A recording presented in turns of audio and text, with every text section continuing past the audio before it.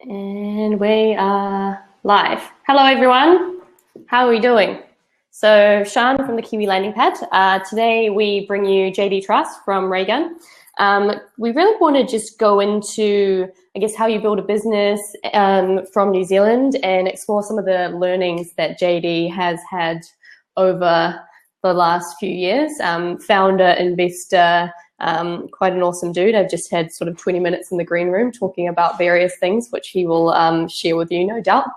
So I guess ask your questions and let's have some fun and get into the learnings. Cool. It's a pleasure to be here, Sean. Thanks for having me. So do you want to, I guess, tell us a little bit about yourself first, and then we'll get into Raygun? Yeah, sure. So as a bit of background for everyone, I've always had a really deep passion for technology and business since I was really young, around the age of sort of 8 or 9. I started programming when I was 9 years old. I've always been just fascinated by what we could do with computers, and I remember reading at the time thinking, how could I turn using computers into wait, you can hear me but not Sean. I can hear Sean. I think we're good.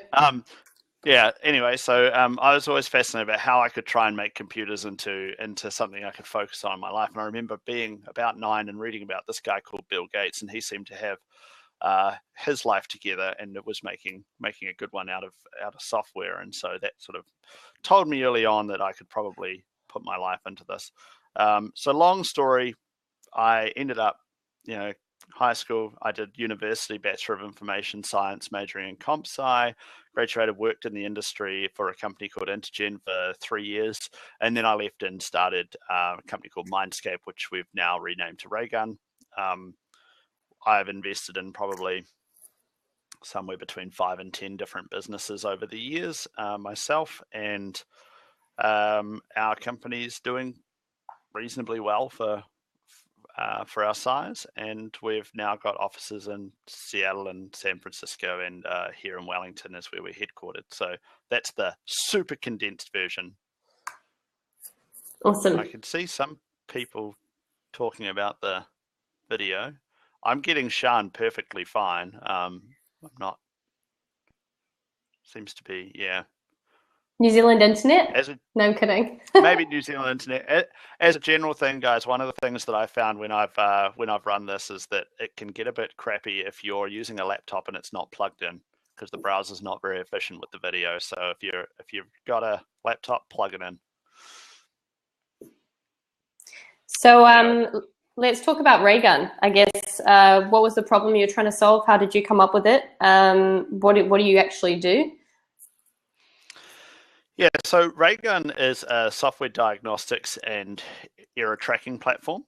So effectively what it does is you put a little piece of code inside of your software and it acts like a black box site recorder. So when something goes wrong, it automatically collects the data about the software problems, reports it to our service, which is cloud hosted. We do a whole bunch of analysis on it. We keep you informed through alerts. We give you some workflow around resolving those bugs. And we really just keep you up to date with what's wrong. How we sort of came around to that idea was, it was actually the time I was at Intergen and reflecting on how we handled software problems back then. And then when we started our company, we built some other products, and I always really wanted to build into those products the ability to report on problems. And so we sort of built it knowing that it was an issue that all software developers faced. And then we put it out there and it just took off, which was fantastic.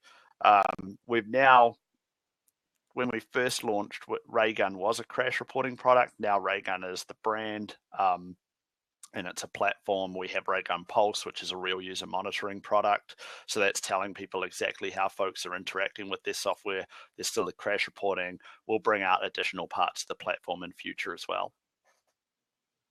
Awesome, very cool. And do you want to maybe talk to us about the stage you're at and any numbers that you want to share with us?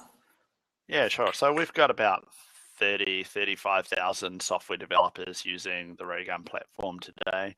That's across several thousand organizations, and they range from being small independent software development houses through to much larger, Fortune 50 companies, a lot of the big tech companies out there. We've got, Microsoft, Box, Nordstrom, people like that are all in on the platform. So we've got a really big spread of customers in terms of what they pay, how many people are on the platform, things like that. I forget how many applications that are using Raygun now, but there's probably a pretty good chance that our code's running on your phone somewhere, and probably in half a dozen websites that you use every single day. Sounds very New Zealand, us having all the tools that everyone uses but no one knows about. Well, I kind of like that. I like being providing infrastructure. I mean, one of the things, if you want everybody to know about something, you traditionally have to be a consumer play, which is a lot, it's a pretty hard game to play. Fred, I'll write to Fred. I'm going to ask you a question because I think it's actually pretty interesting. So Sam Jarmain asked, developers are notoriously hard to market to. How do you go about getting them to trust you or your product, or asking them to leave the current provider if there was a current provider? Yeah, it's a good question, Sam. Thank you. Developers are hard to market to, but they both have strengths and weaknesses like any sort of market. So they are hard to get to initially. They run ad blockers. They don't want to talk to you. They're difficult to reach. But once you actually get a developer on side, they, I find, much bigger fans than maybe somebody who is easier to get to. And so what we've found is that once we typically get a software engineer or development team using the product and they see the value, they become fans. I mean, we do NPS tracking and the scores just keep going up and up, which is great. So we tend to find that with developers, you've really got to build a relationship. You can't acquire them really, really easily. You have to be, like content marketing is a really big thing when reaching out to developers, because they read things and they don't pay attention to ads. So if you're providing them some value, which is what content marketing really is, you're just sort of saying, hey, we wrote a blog post recently, for example, about how we used Go, the software programming language, to create resilient services for our symbolification process. And that got a lot of people reading it. And, surprise, surprise, it also results in an increase in people trying out our software, seeing that it provides value and falling in love with it. We also, we try to treat everybody like we would want to be treated. I mean, it sounds like a fairly old-fashioned thing to say, but, when somebody is nice to us or promotes us, we send them out swag. We try to be very friendly, and we're very open. Like, we have a feedback link inside the app, which if you click on it, they can just message us right away, because that's what we want. We don't have people who try and hide the contact form. We try to be as engaging as possible. So that really resonates with software developers. Sam's other part of his question about what if they're using another product. There are other products out there. I'm obviously biased, but I think our product is fantastically more capable than most of the other ones out there. That's the feedback we get from a lot of our customers. We're moving really fast. I mean, most of the time we see competitors sort of say, hey, we've just added this, and it's like, cool, we've had that for 3 years. Welcome to the party.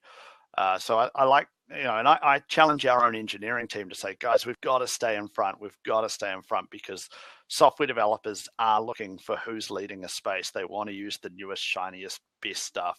And so that means we're always trying to deliver more and more on the product. I guess on that note, we were talking about it a little bit in the sort of green room, virtual green room. Where do you draw your inspiration from, or where do you get your ideas from, and how do you stay ahead of the curve? We're talking about a little bit about how, New Zealand, we sort of don't really know where to get things from. We read certain media outlets or those sorts of things. What's your advice for staying on top of the conversation, and where is the conversation actually happening? You're talking about the specific product space or around business in general? Kind of both, really. Well, I mean, in terms of the product, I mean, we mostly just we split it, right? So, pardon me, we have a public feature request channel. People can ask for whatever they want, and we probably weight that about 75% to what we're continually working on internally. And then we have the things that people aren't asking for that we just think would be amazing to add to the platform. And that's how we more or less manage the product development roadmap. And that's worked pretty well so far for giving people both what they want us to improve upon and equally surprising and delighting them with something where they go, whoa, I never thought of that. Everybody's probably sick to death of the Henry Ford thing. If I asked the customers what they wanted, they would have asked for a faster horse. So you always want to have an element where you're doing the things where you're actually thinking about the space all day long. So that's, we just talk internally. I'm reasonably well known inside the company for frustrating my business partner and our engineering team for kind of going, what if we just did this crazy thing that's going to require all this work, and they sort of sit there and go, I'm always trying to push for thinking about things in a bigger way. In terms of the business side, I just like to read. I love reading biographies. I've got like 10 of them right here beside me. I love reading about what other business people do. I like to go running just to think. I probably should go running for weight loss, but I go to think and de-stress. I find a lot of people don't really think a heck of a lot, like critically, about how they should operate their businesses. So as an example of that, usually when I'm talking to somebody who's just starting a technology business, they spend a lot of time reading TechCrunch and Hacker News and stuff. And it's like, man, these sites will make you convinced that if your company is not $1 billion business in 12 months, then you're some sort of royal screw up. Or, that if you don't go and raise, bucket loads of VC money, that you're a screw up, or, all of that sort of stuff. And it's unhealthy thinking. There's certainly those, certain recipes for success that suit certain businesses, but they don't suit all of them. I especially find for New Zealand businesses, we just don't have the maturity in our VC markets and investment market here that they do in the United States. So if you're sort of reading how the United States companies are operating and you try and apply it verbatim over here, you're in for a pretty appalling time. But so I tend to try and encourage people just to think and discuss things more and be more critical. Glenn Senior agrees. On that note, on you, Glenn. We have a question from Lightning Lab Wellington. They said, any tips for fundraising when you're a Kiwi company with an international market, and what worked well for you? So we bootstrapped the company initially. We took a slightly longer path to where we are today by doing services work and funding things that way before we put up a portfolio of products. I found that we raised a little bit of money for the company. By international standards, peanuts, absolute peanuts. But it helps to be making revenue. I know that, again, you've probably all seen that Silicon Valley episode where they say, oh, the runway's getting short. Maybe we should, make some money. And the VC guy's like, no, you don't use the R word, no revenue. Once you have revenue, people can value you. Don't do that. I think in New Zealand, you really, really want to raise money only once you've actually got some cash flow. It just proves that you've already put some of your skin in the game to get it to a stage that you've de-risked the deal. Our investors in New Zealand are not bold investors. There's not enough of them. There's not enough competition for them to even need to be bold, to be honest. And so with that, you've kind of got almost a high bar when you go out and try and raise money. Raising it on an idea, I know people do it, but I would never do it. It'd be pretty hard to do well here. So that's my first bit, is actually get something built, get a couple bucks in the door, show that it actually works, de-risk it. The other thing here as well is, there are these groups like angel investor clubs and things. We've found that a lot of people actually have enough money to be part of those investment rounds. So we were very fortunate. We had a business that we had worked with before and been a small shareholder in, where we got investment from some of the people who had run that business. We'd worked with them before. Our lawyers invested with us. There was a whole range of different individuals that we'd worked with over the years that that sort of came in and helped us when we were raising money. Awesome. Does that Good. answer the question well enough? I think that's good. All right. I guess in terms of, maybe we should go into like building a sustainable business. I know this is one of your favorite topics. We've definitely been talking about it. I guess from a landing pad perspective, or I guess just sitting in San Francisco, we have seen a bit of a correction in the market. Everyone's kind of talking about it. You know, rent is coming down slightly. I think it's only by 1%, but everyone's really excited about that. There has been, you know, a lot of layoffs have been happening. And I think, you know, the focus really now is, I was talking about it with my boss today, and he was like, you know, like it's all about building a sustainable business. Do we do that in New Zealand? Well, sometimes not. Do you want to talk a little bit about that? I know that you guys are a sustainable business and you've really championed that from the start. Yeah, I mean, so we've, you know, I've long, pardon me, thought that a business should, you know, pay its way. It kind of boggles my mind in a way that it's even a discussion point to talk about the fact that a business should be sustainable.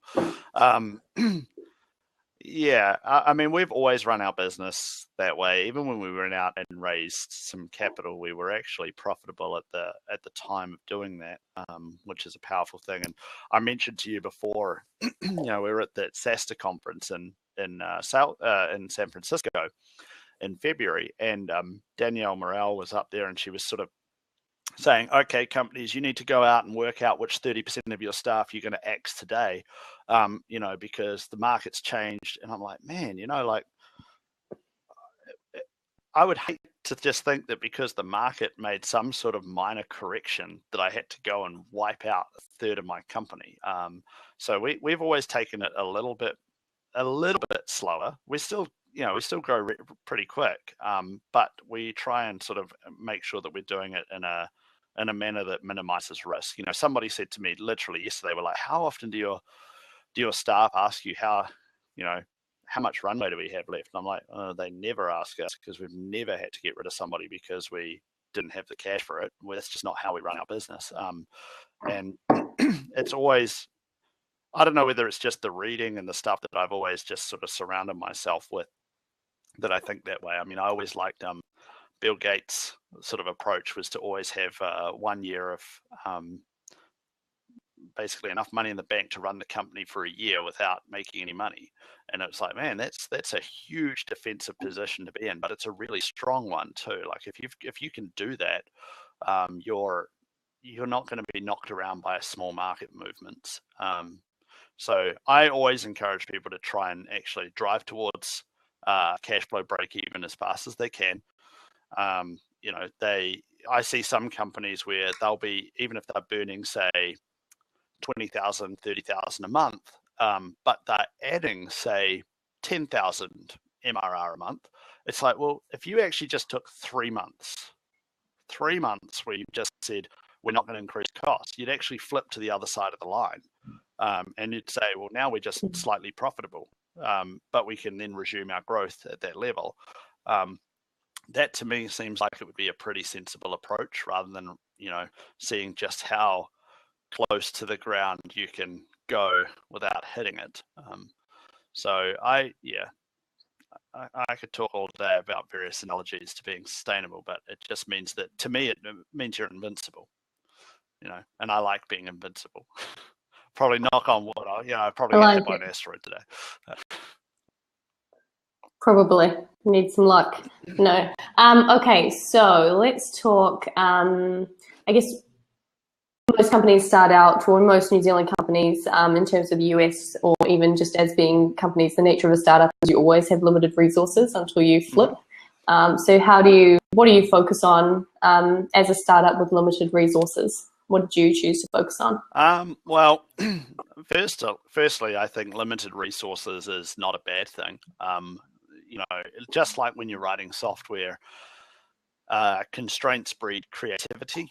They help you keep your costs down. I think we see some of these companies that do raise colossal amounts of money and then just become hugely wasteful before they have the revenues to back it up. So I'm actually a big fan of not having too much capital to begin with.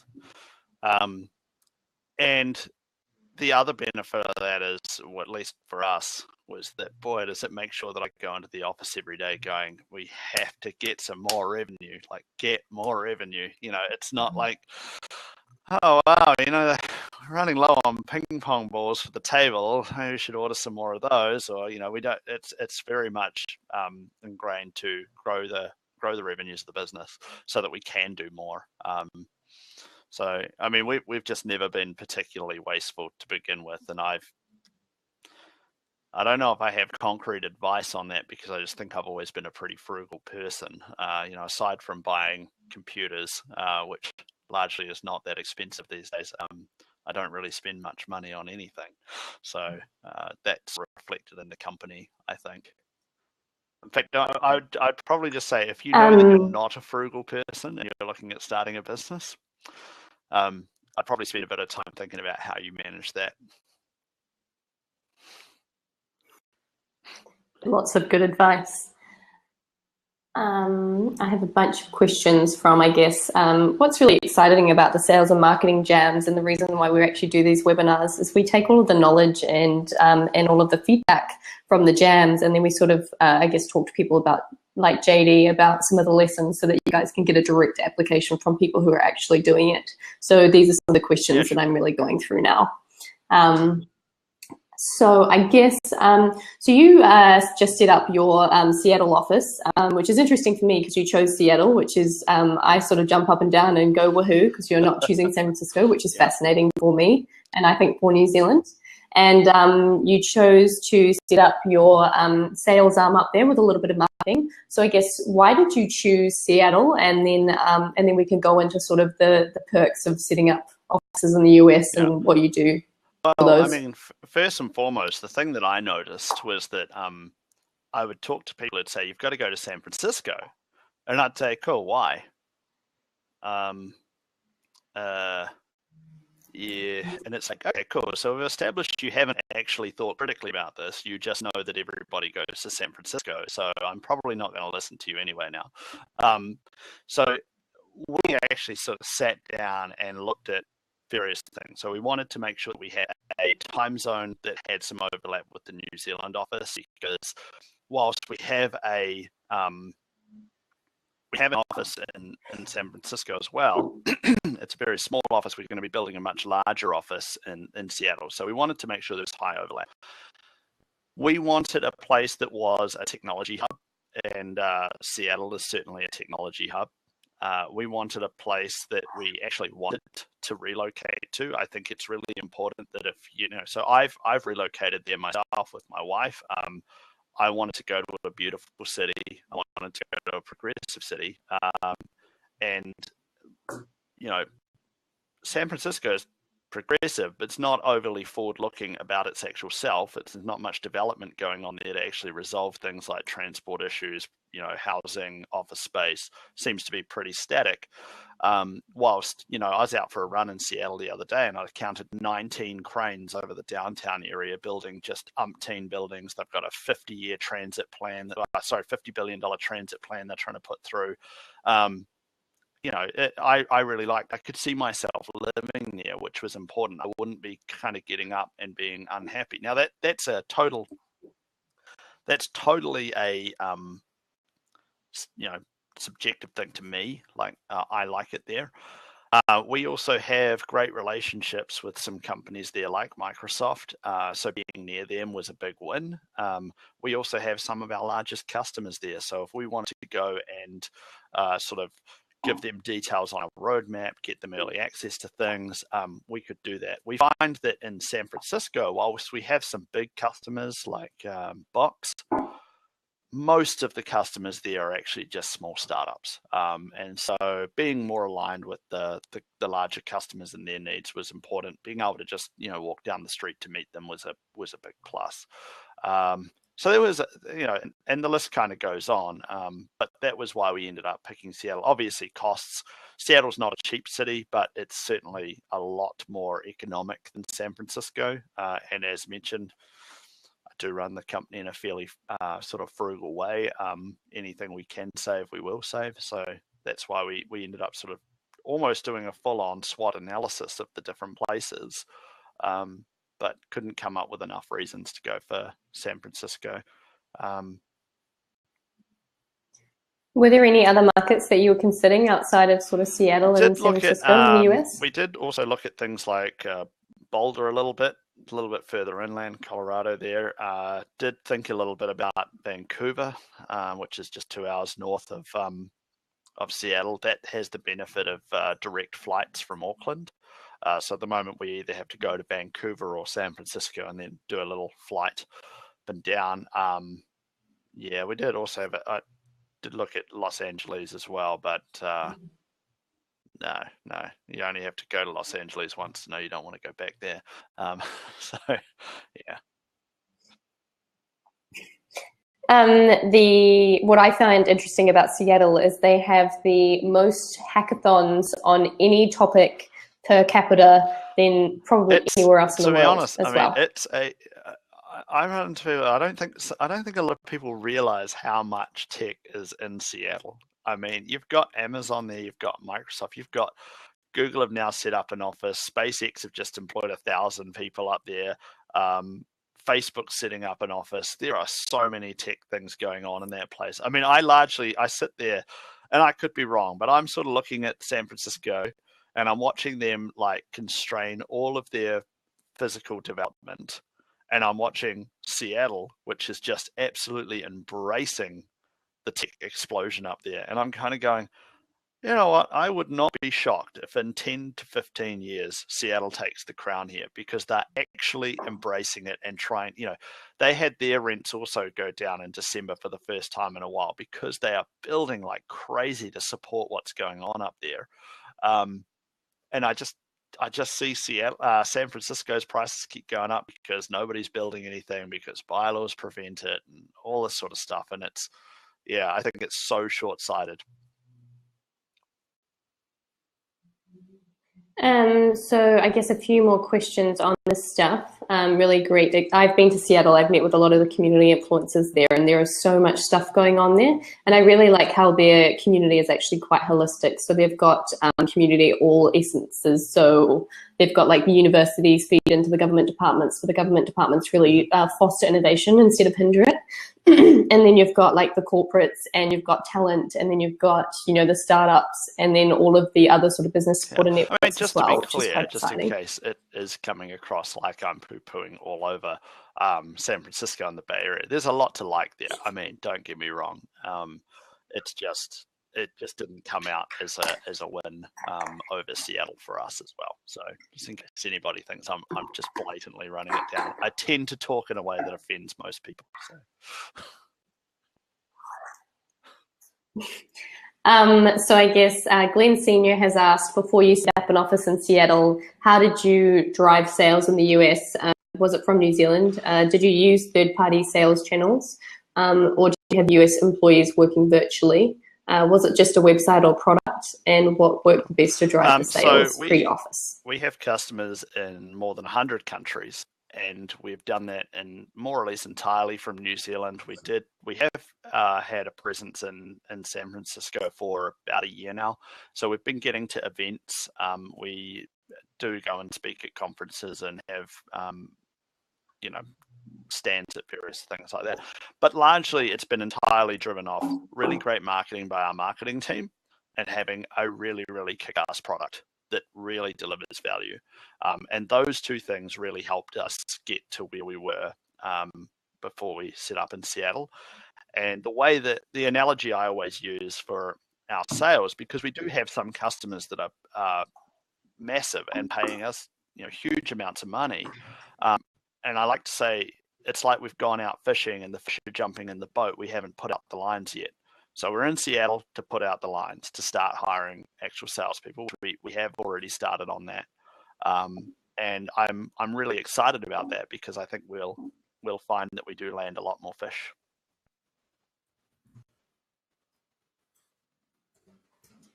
Awesome.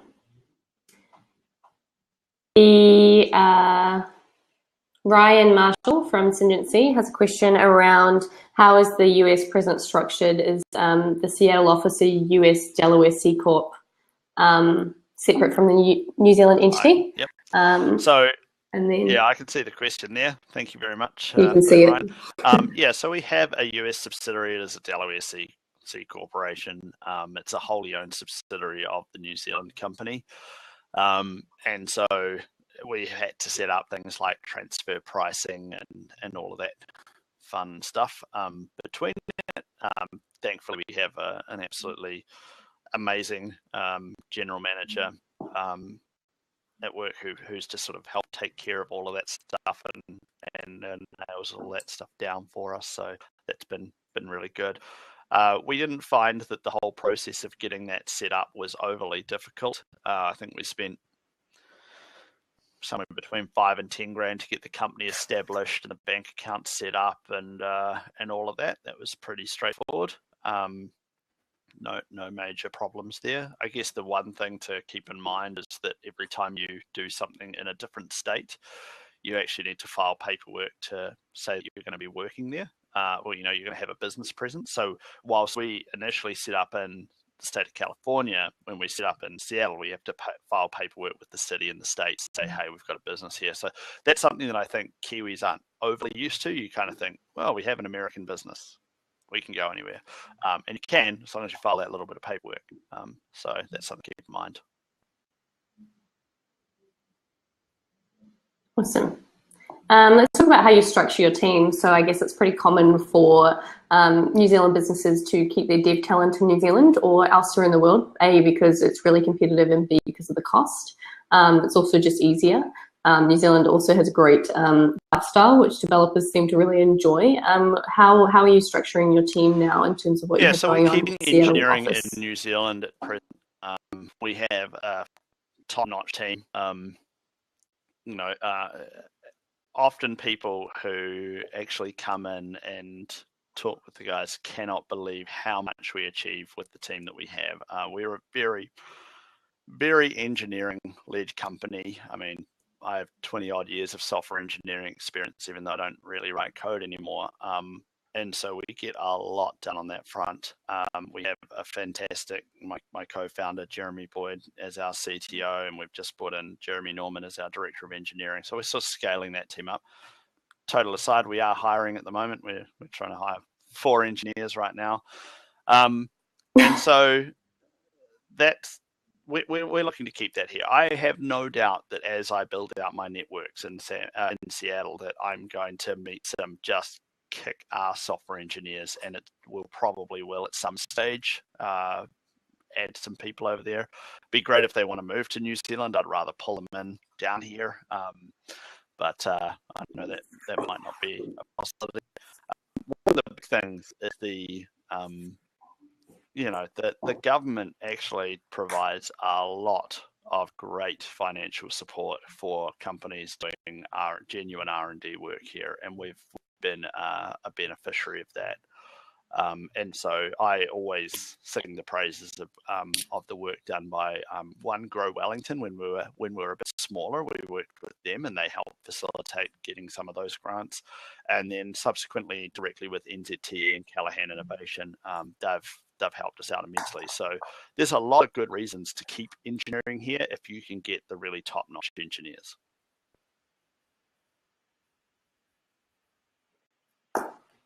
I think, interestingly, I was talking to Dan Knox from Science Exchange recently, and he sort of said they have their Kiwi founders, they have a US company, but they've actually just set up a satellite office in New Zealand, and they started getting talent to go back the other way, and it's actually proving to be very, very interesting for them in terms of like giving back to the New Zealand ecosystem.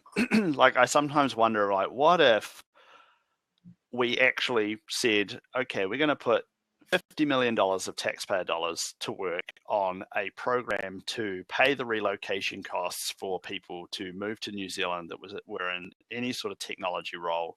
We were going to put billboards and stuff up in, San Francisco, Seattle, Colorado, these places, and just say, look, let's bring the talent to New Zealand. I mean, we have this challenge here where, I talk a little bit with politicians from time to time, and the thing that's frustrating there is that they're always focused on what the area is you're in. Oh yeah, technology, super important, and then they'll go talk to a farmer, and farming, totally top priority.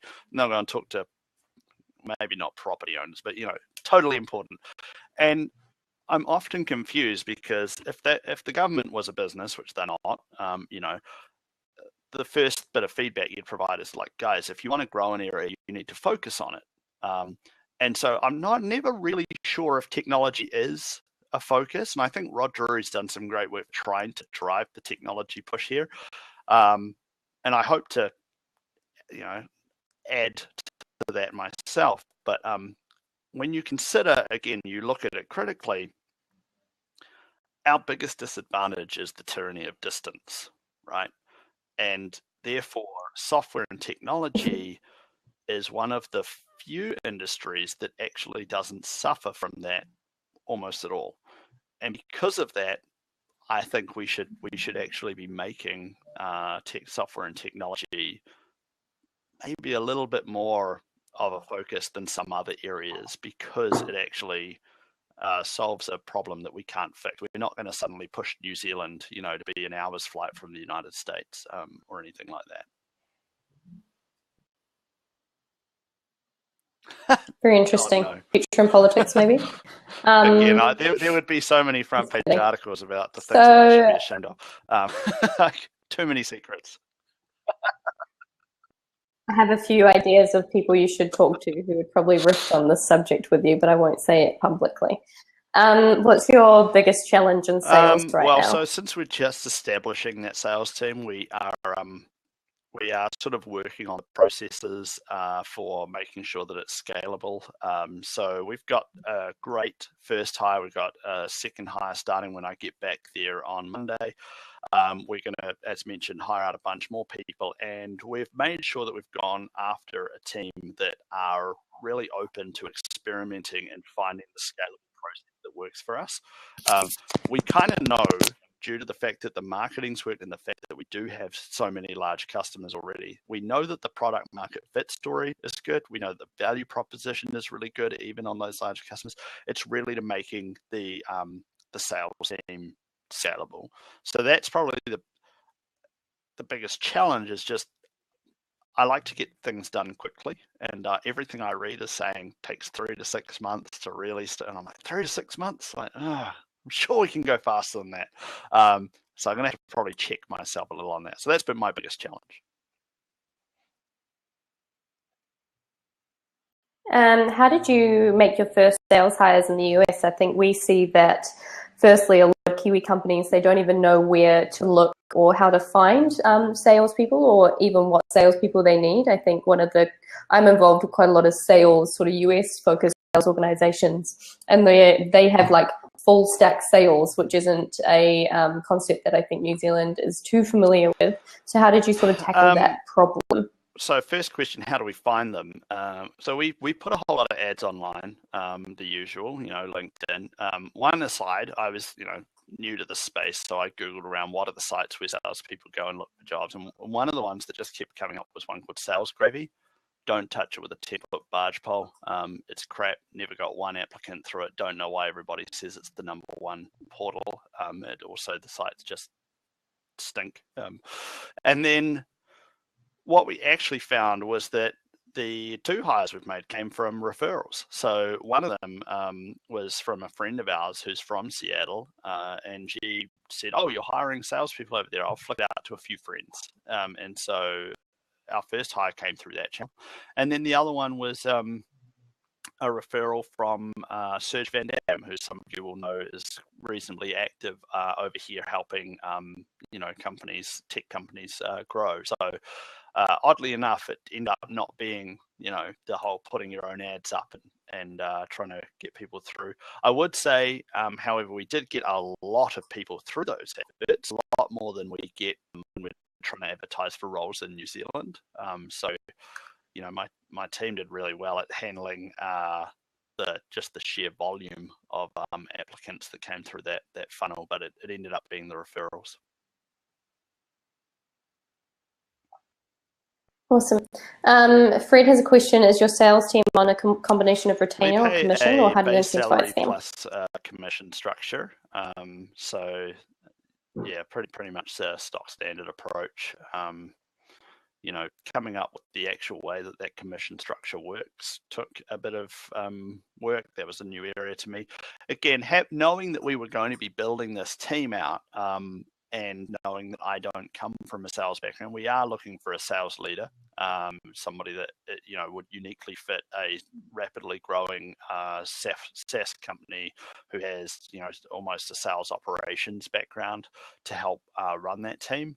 But because it's so important to make that person the right hire, we didn't make it the first hire because we didn't want to delay things. But it did mean that over the last couple of years, I've read umpteen books on sales. I've talked the ears off people who have built sales teams. You know, that was the reason for going to the SaaS conference, to hear all these SVPs of sales talk about how they built their commission structures, how they were tracking sales, all of that sort of stuff. So at the moment, we're putting that stuff in place. I hope what we've put in place is a good model. It'll inevitably change, though, as we learn more about how the team takes it.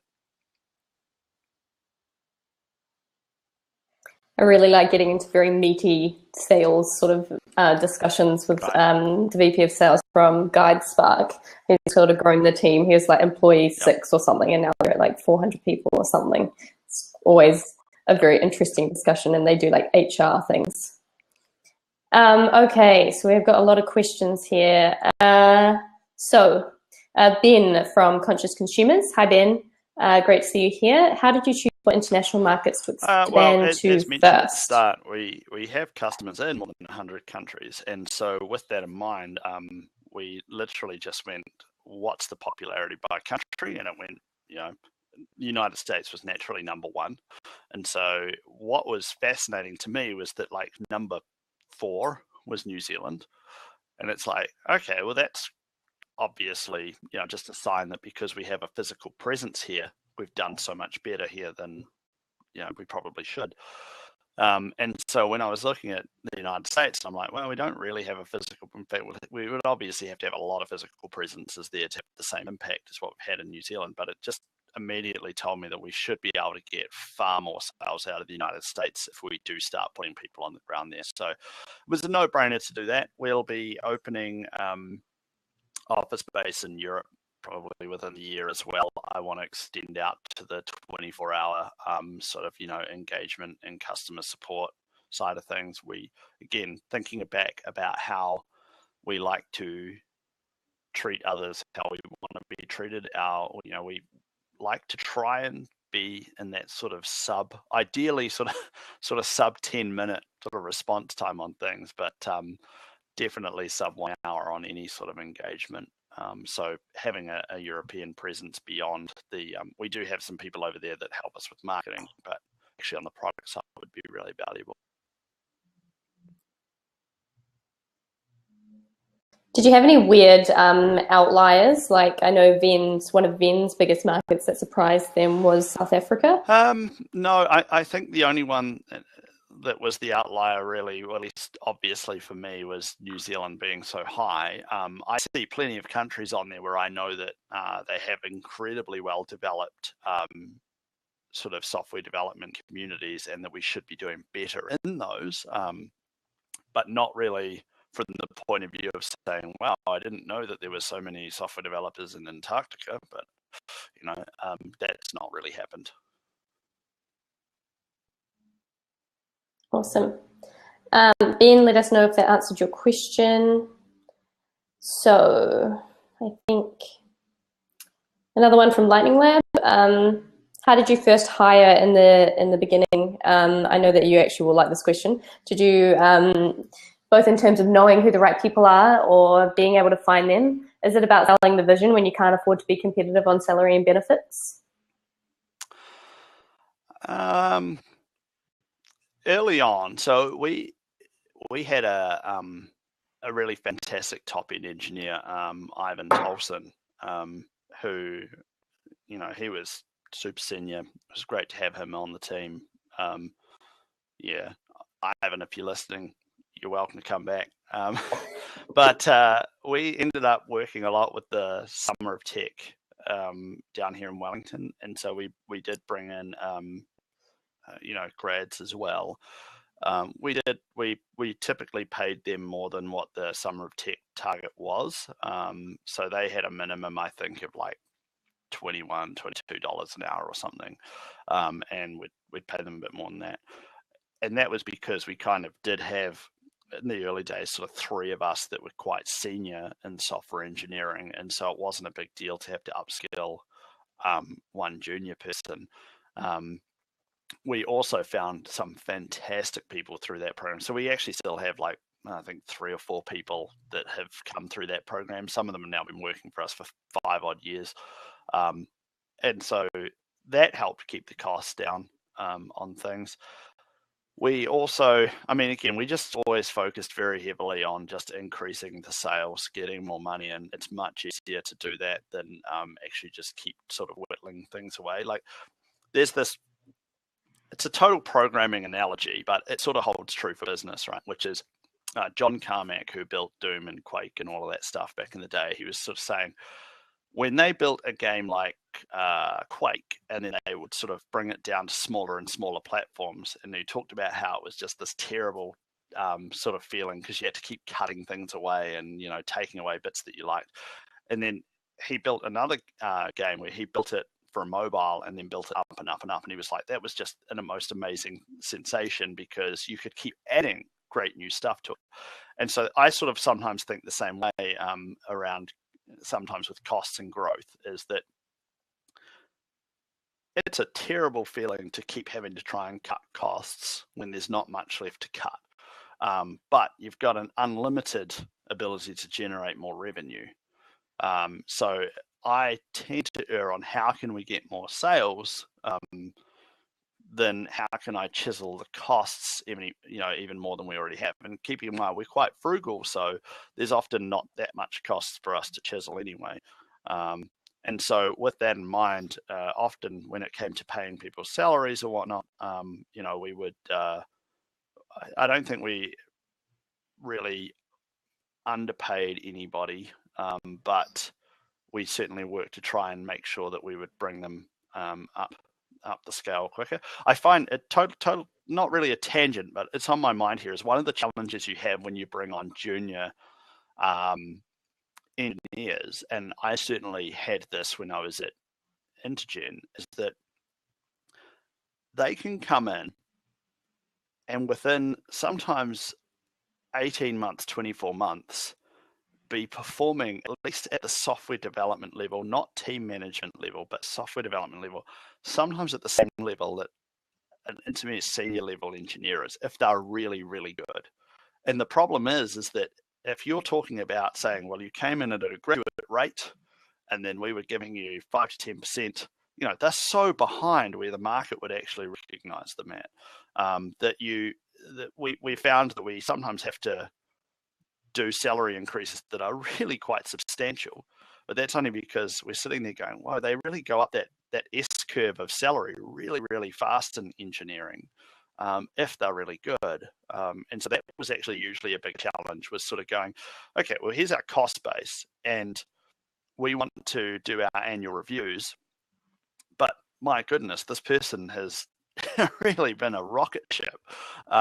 And we've got to give them some really sizable salary increase. So that's usually where I see, sometimes I see some companies where they are underpaying staff, and it's not because they started by underpaying them, it's that the skill and capability just surged forward so quickly that they weren't keeping up with what the market needed to do.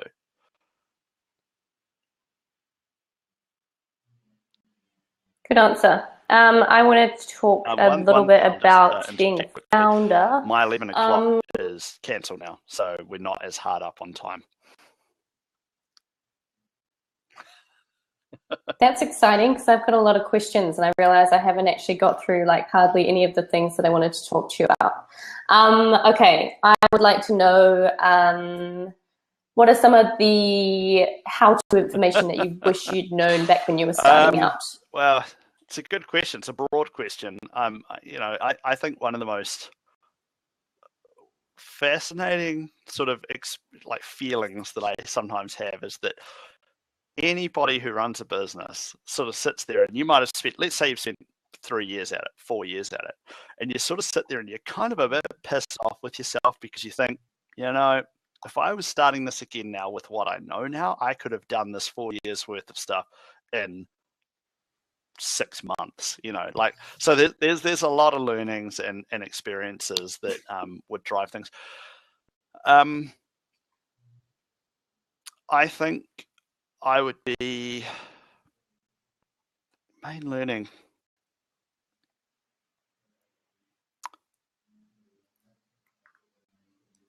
I probably would have been a little bit more, I would have focused more on the cultural fit side of things with people earlier.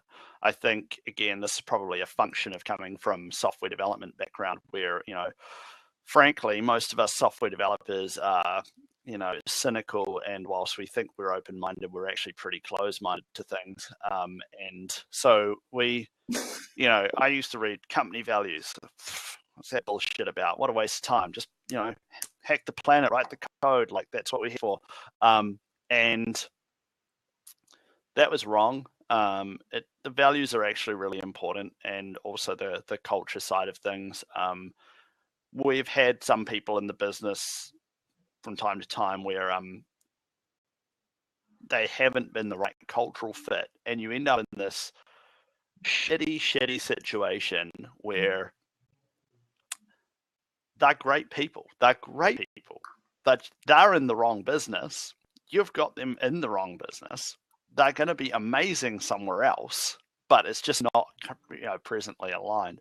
And so that's always a bit of a shitty feeling, I think, from both sides. But really goes back to the point of, like, if you're emphasizing the values and you're a lot more clear on the cultural expectations, you minimize that chance that issue will arise. So I think that's probably something I should have got onto sooner than I did.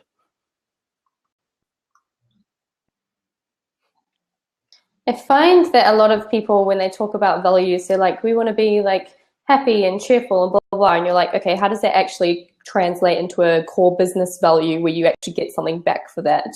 Or, it's like people talk about the values, but it feels like they're quite separate from the actual business that you're building. How do you sort of integrate those so they actually make sense? Really, I don't know if that's a very good question. So one of the things I remember the story coming up, and it was somebody from Serato, another fantastic New Zealand business that not many people know about, right? I shouldn't say another, that implies we're one, and they're awesome. We're just trying to do our best. But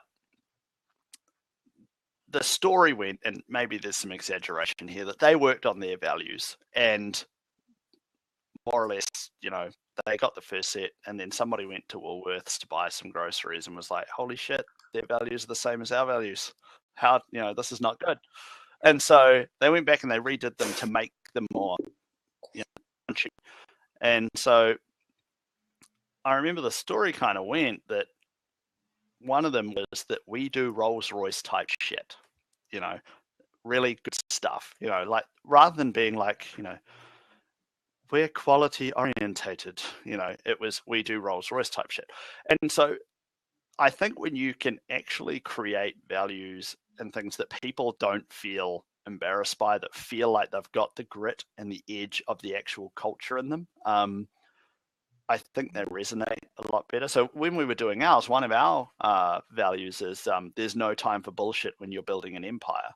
And so it's really easy when somebody's like, so what's going on? There's no time for this.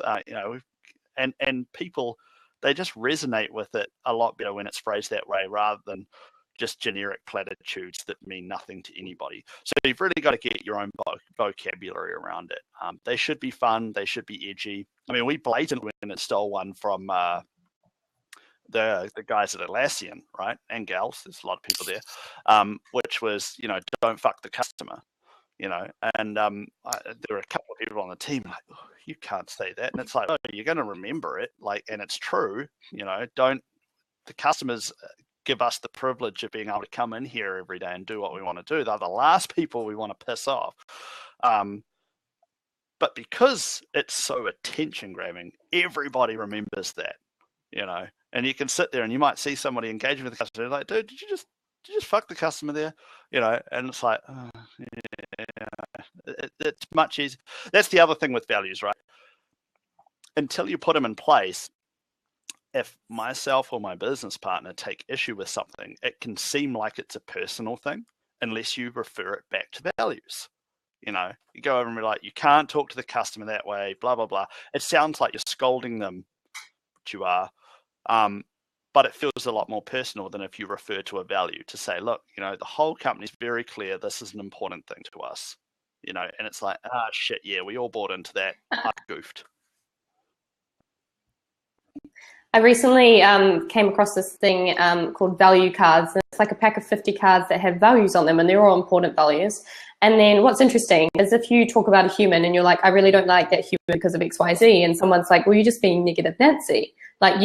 I don't understand. You're just being horrible. But then I did my value cards, and you sort of go through and you've got 3 piles. You've got least important, more important, most important. They're all important, but it's just like, what is the most important thing to you? And you have to end up with 5. And it's really hard to narrow these things down. And you've also got values that are quite similar. So like independence, adventurous, and curiosity seem to be all the same thing in the scheme of things, but they're actually driving different parts of you. And what's interesting is the person who was doing my value cards with me, after I said a few things about, I'm not really inherently negative, but I said a few things about like, well, I don't like this, how this person does business or how they interact with people. And then, so this person was like, oh, so now you've changed from being a negative Nancy to this person actually brushes up against your core values in terms of like, they're not loyal or they don't learn their lessons or those sorts of things.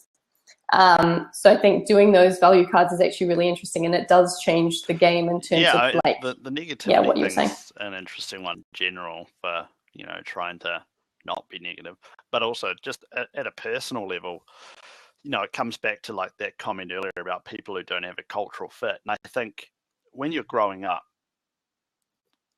I think a lot of people think very black and white about other people. So I either really like you or I hate you with a passion. Like, seems like that's the binary option set.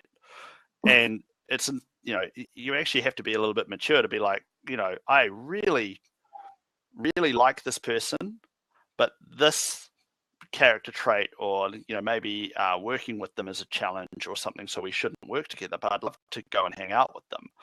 We actually need to, I don't think that we actually teach very well to young people that it shouldn't be binary, and human relationships are quite complex.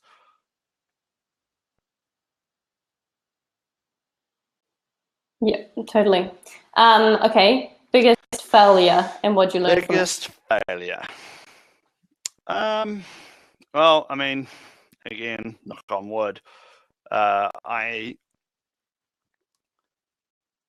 largely have had a painfully good life so far. There haven't been too many major goofs, which I like to say to people, given my age, that statistically my biggest fuck ups should be in front of me. So they're still coming down the tube. I think one of the mistakes that I made early on was when we were building out, when we founded the company, basically, there was myself and another individual and my current business partner, Jeremy, and the 3 of us started the business. And basically, I'd worked with Jeremy for a long time, well, 3 years, and the other individual I was more friends with. And there's this great quote from John D. Rockefeller, and it's absolutely true, is a friendship out of business is better than a business built on friendship. And it was very quickly apparent that the third individual was not going to sort of stick around for very long, or didn't sort of share the same vision that we had, and so that was at the time a really tough experience to go through when you lose a founder out of the set, but and it's sort of, just for the amount of consternation and stress that it caused my now business partner and I, at the time, I think that was probably a mistake on my part for building something with three founders initially, and then not realizing that I was approaching him more around the fact that I liked the guy. We had a management meeting this morning at the landing pad, and we were sort of talking about, some of the lessons or some of the ways of the future to sort of protect your business and grow a more sustainable business over time. And we were sort of talking about the trend of founder vesting schemes to sort of look at, eliminate as much stress on the business as you possibly can in the future. What do you think about these? Do you think they're a good way to go, or they're potentially a good investment for the future? For the percentages sort of dictated down the track rather than at the initial founding. Yeah, and I think just employees vest, and theoretically you should make founders invest at the same time, or like a CEO's role and a CTO's role over time varies differently. Like being a CEO of a 50-person business varies to being the CPO or something like that. Do you think it's something that New Zealand businesses should? I think they should pay attention to, just like you should think about everything. It depends on the business. I mean, it's certainly sort of establishing percentage ownerships and things like that, but amongst founders at the time of founding can be a mistake. I've been really happy with the split with Jeremy and I. We basically have half the company each before we raised some investment, and it's been good. Having said that, buying out the third founder when it was so soon, that could have been a lot less painful if we had sort of waited to divvy things up, or had vesting periods around the ownership at that point. But yeah, I don't have overly strong opinions. My usual guidance to people when they say how I'm starting a business for such and such is to basically borrow comments from Mark Clear and Rowan Simpson, when we did something together, and the comment was, you go and pay the money to get your shareholders agreement made, because if you go and do that, you basically never have to look at it, and the people who don't get it done are the ones they wish that they had one. And so in a way, I think most people fail at that step rather than having to think too much about the vesting period, who owns what. Most of them, if they're going to have trouble, they probably need to have a shareholders agreement to begin with. So I usually just encourage people to make sure they get all of that documented at the beginning, and that just helps de-stress. And when do you know that it's time to get the shareholders agreement? Create a company, and add the shareholders in there. It's like a lot of things, right? Whether it's relationships at a personal level, boyfriend, girlfriend, whatever, business relationships, customer relationships. Most of the issues that will arise will come out of not setting the expectations clearly from the beginning. And so going through the process of setting up your shareholders agreement, even if there's no way we're going to need this because we're still on the same wavelength, get it done. It just hammers the need to set those expectations. Thanks for coming, Neil. What's one of some of your major stumbling, well, I guess as an investor and a founder, and a person in the general community, what are some of the major stumbling blocks you see from moving a business from New Zealand to the US, and also with other people moving their businesses to the US? To touch on that, we haven't moved the business. We've opened an office there. We haven't made the US the parent. We probably will never make the US the parent. in terms of expanding, I think the biggest, not stumbling blocks really, there's just been learnings. I mean, there is just the time zone challenge. So, at the moment, my wife and I sort of are working, when we're in Seattle, sort of working about 16-hour days, and that's because we sort of get up, we start our day, and 5-hour time zone difference. So we're still sort of working the New Zealand team at sort of 10 p.m. in Seattle, because it's only 5 p.m. there. I keep joking that I'm going to start scheduling meetings for like 3 a.m. for them if they think it's acceptable to schedule things for 10 p.m. for me. That's been a minor challenge. But I mean, we overcome it. I mean, we are all so fortunate to be benefiting from the fact that everything is like in the cloud. We've got Slack, we've got Skype, we've GitHub's got a code, everything's distributed already. I mean, you and I are sitting, wherever the heck we are, and all these people are wherever they are. It's never been an easier time to do this. So they haven't been stumbling blocks. It's usually just researching, finding the options. Awesome. Let's have a look here. So I guess some of what we've noticed with people when they're scaling out the US sales teams is that the sales team is often handicapped by the New Zealand support team and founders not knowing the direction of the market up here or not running at the same pace. Do you think that that's an issue, or how have you sort of managed to motivate and enable the sales team?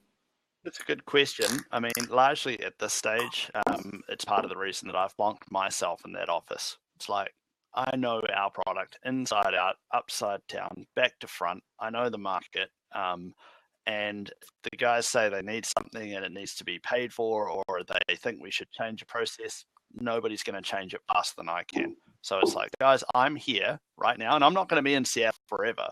It's like, but I'm here to make sure that any roadblocks are smashed as fast as we can, discover them, and help them get stuff done. So that's a big part. We're also looking at bringing some of those team members out from New Zealand, sort of cycling them through. We have made sure, for example, that the apartment that my wife and I have over there, it's actually set up effectively like split, if you will, 2-bedroom, 2-bathroom, because it's like, well, team members can just come and stay with us, and we're close to the office. They can come over easily. It doesn't cost us anything more than the flights, and frankly, Air New Zealand keeps having these huge sales every other month on travel to the United States. I'm really pleased that United is now flying to New Zealand just to up the competition as well. That'll keep those prices down. So that's a way of sort of trying to bring the team closer together on that. And the New Zealand team's actually been really good. We had one of our team members get up and sort of be part of a sales call at 6 a.m. Saturday morning, because he was needed in that. We try to make sure we don't do that, but it's all part of the job. Okay, a few more questions. I guess, how do you motivate the team? Is it around, we're doing something great for customers and they love us, so we just need to keep going? Motivating the team is always a challenge. I just think what we're doing is just really, really, really awesome. I love the fact that we've got all these name brand companies that rely on us. They're trusting us with helping them improve their software. The biggest thing internally, like we bought something from IKEA online the other day. We've got to get IKEA as a customer. Their website's the shittest website you've ever used, and so we're like, these guys need Raygun to make this better, So I feel like the proof isn't just what we're doing. It's of significance. We process billions and billions of data points for our customers. We've got some really interesting technology challenges, some big scaling issues. At times when customers think that we might, they'll say, well, you said you were going to build this feature and it's not out yet.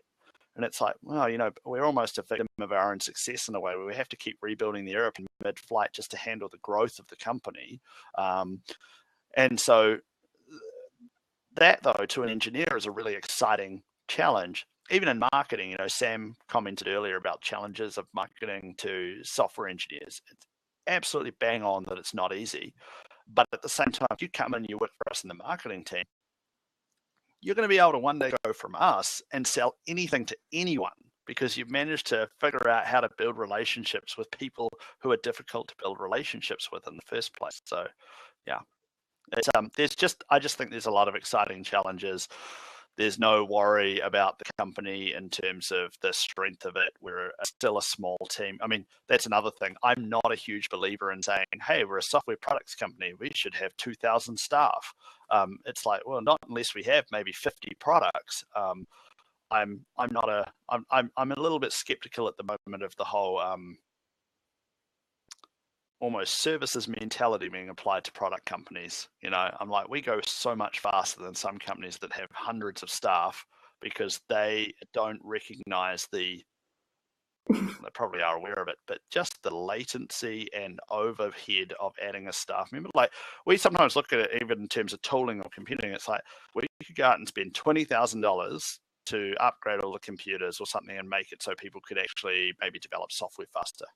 It's like, well, that's going to be a lot better than paying for another team member where you've now got overhead of communication, having to, you know, share things around more. That slows everything down. I'm a big fan of Jeff Bezos's two pizza team mentality. You know, no team should get bigger than being able to be fed by two pizzas.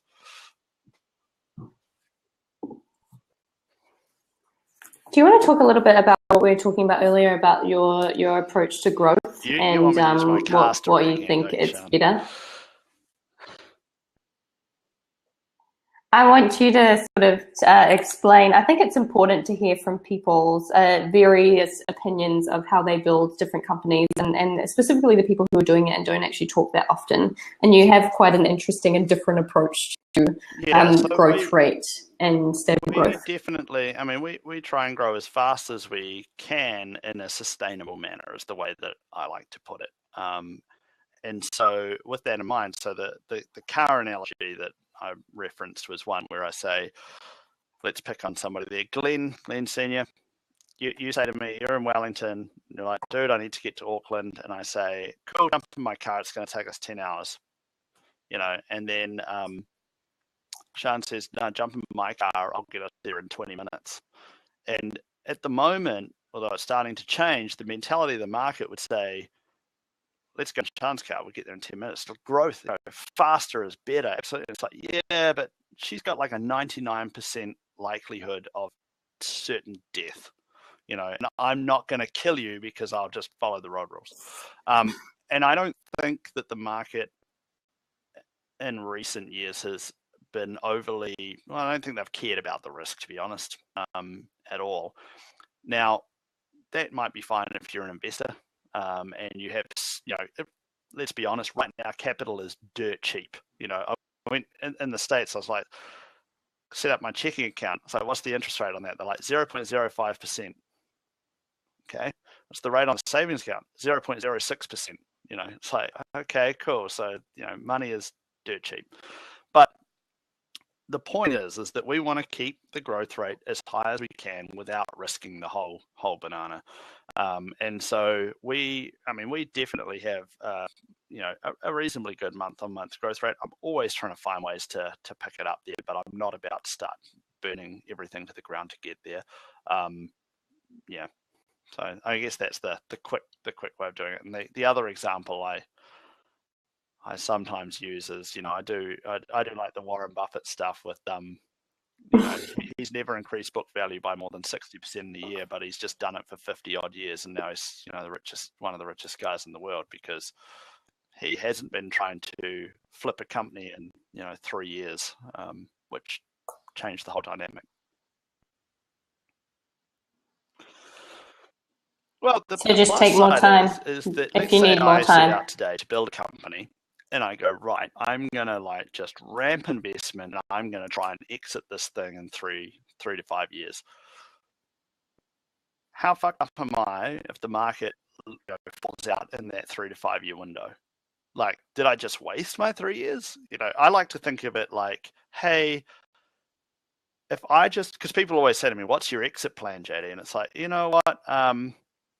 I think of it in terms of saying, if I just build a really great company, a really strong company, Worst case scenario, I end up owning a really strong, great company. Even the market sort of moves around. Best case scenario, really good, strong company, still worth something. But yeah, so I'm just reading the comments there about Rod Drury that Ginn's talking about. Yeah. I want to ask you a hypothetical. So let's say you wanted to do the opposite of everything you're saying. You want to grow like a rocket ship. You want to take on investment, blah, blah, blah. So we see a lot of companies come up and they're like, we're going to raise capital in the US. Sometimes they've raised capital in New Zealand. Sometimes they haven't raised capital in New Zealand. They're looking to go straight to the US. I guess a few questions. What are your considerations around capital raising New Zealand versus US? Who are the right financial partners? How much and when? But also, do you actually think it's realistic for New Zealand companies to be able to raise in the US? They or can should totally they raise be money raising in the US if they want to move there to start with.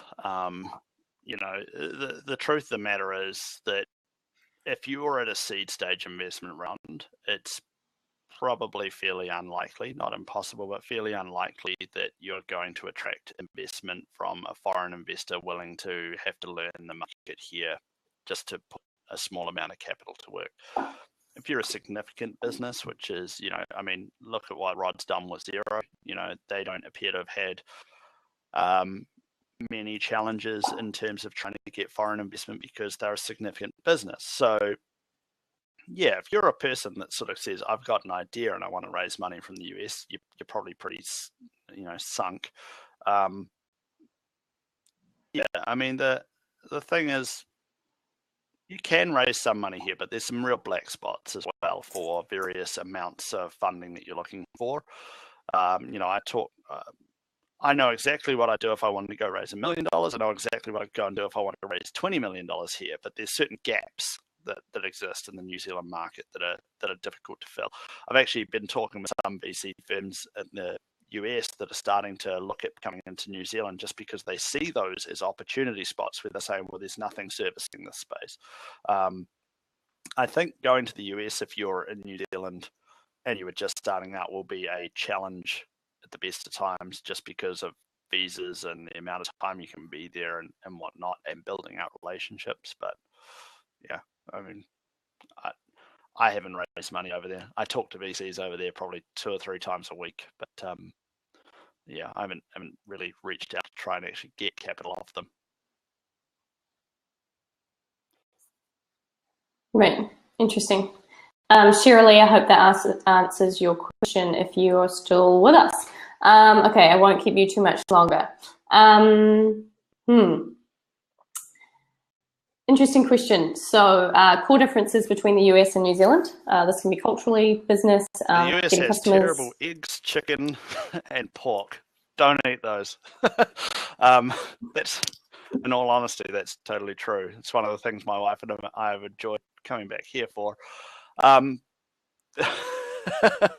But seriously, the greatest things about being over there versus here are the positivity of the people. You know, Kiwis, we can be a little bit on the negative side. We are cynical. I mean, even touching on your points there, Glenn, look, you know, Xero is a fantastic story. They're doing great stuff. But us Kiwis, I would argue we have not been the most supportive people that we could have been. We're not sitting there going, hey, you know what? They're not the biggest company in that space yet, but we're rooting for the underdog. We don't really do it that way. Americans do. They are just an optimistic set of people. They're always very, very bullish, which is great. It's really fun to be around.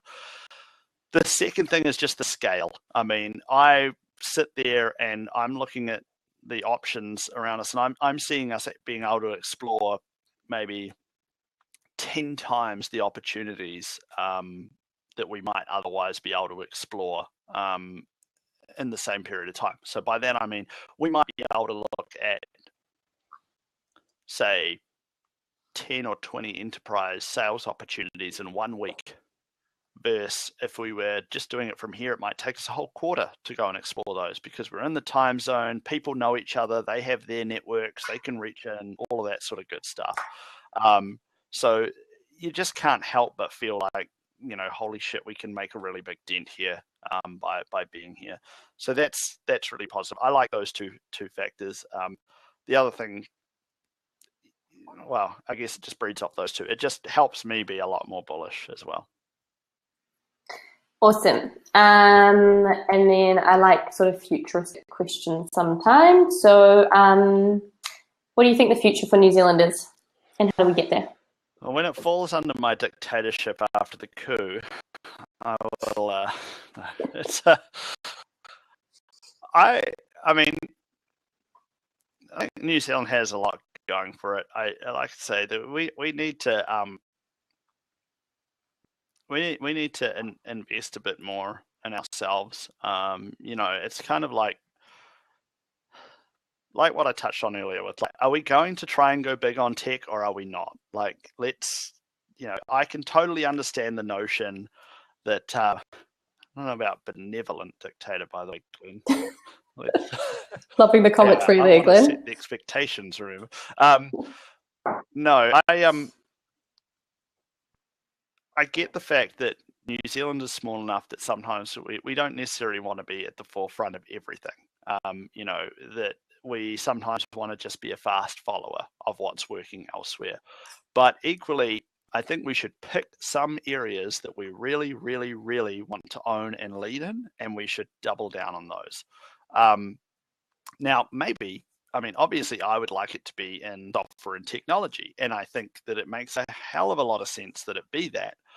But maybe it's not, and frankly, I'd just like the clarity on that, to know, are we doing this or are we not? I don't know what New Zealand, I still think, is going to stay being one of the best countries in the world to be in. I mean, you just come back here and you're like, it's great. It's relaxed, but not too relaxed. There's great food. There's great people. It's a very, we talk, New Zealand, unfortunately, suffering from what British spades in America, which is sort of fear-mongering. Let's focus on the negative. But, you kind of come back. I talk to Americans over there, and I'm like, no, the police don't carry guns. What? No, our grocery pamphlets don't say that here's where you can buy shotguns in this grocery store. It's... Or a list of things that's going to kill you. Exactly. Our primary schools don't look like prisons.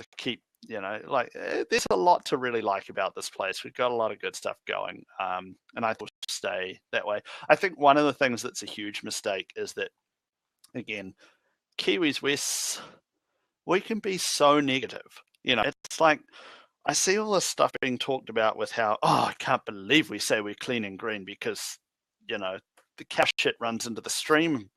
It's like, have you been to other places? If you go to Beijing, where it's like you can't see 3 feet in front of you because of the pollution. Maybe we should stop pulling ourselves down and sort of self-flagelating there, and actually back the fact that we have a lot of good stuff going on. And I do hope to double down on the tech stuff. I've been out here with some Americans when they've been in town. They go, is there much of a tech scene here? And I'm in Wellington. I'm like, yeah, bottom of Cuba Street, there's a $2 billion business and a $1.5 billion business. Both technology companies, trade me in zero. And they're like, holy shit, really? It's like, yeah, there's a lot of amazing stuff going on here, and we should be really proud of it and embrace it rather than, Yep, tell a bit of stories. There's a lot going on. We just need to tell our story better. Okay, last question, I guess, from Richard. He said something about product management or product management. What's your opinion? I don't know if I understand the question. Richard, can you rewrite the question? So it's project management or product management. Yeah.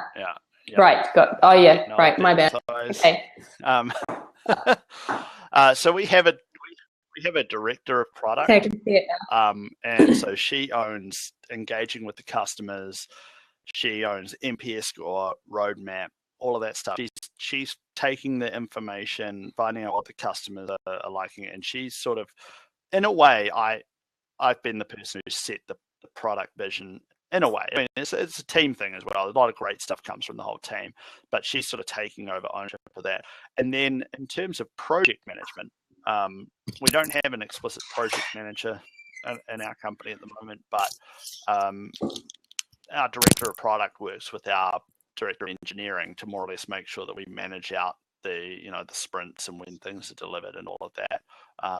I find product is a little bit more visionary in nature than maybe more. It's almost like strategy versus tactics. The delivery on project management is to make sure people are actually shipping things when they say they will, things like that. Make sure you don't drop any balls. Awesome, cool. Okay, well, I guess I'm going to wrap this up now. Thank you for staying like 20 minutes longer. You probably growl at me later. But really awesome to have you here and sharing your journey with us. I guess it's been very insightful. If you have any more questions, I'll send you a survey after this, so then we can get JD back to do this again in like 6 months if he wants to come back. Aside from that, we have 3 more webinars this week. So we have one in sales, one in marketing, and we've convinced a New Zealand journalist to come and sort of break down the barriers between the New Zealand media and startups, which is very cool. So you can review this later, but thanks for joining us, JD, and see you guys tomorrow. And if there are any questions we didn't get to that you want to ask me, I'm Trask JD on Twitter, so just at TRASKJD. Ping me your questions, happy to answer.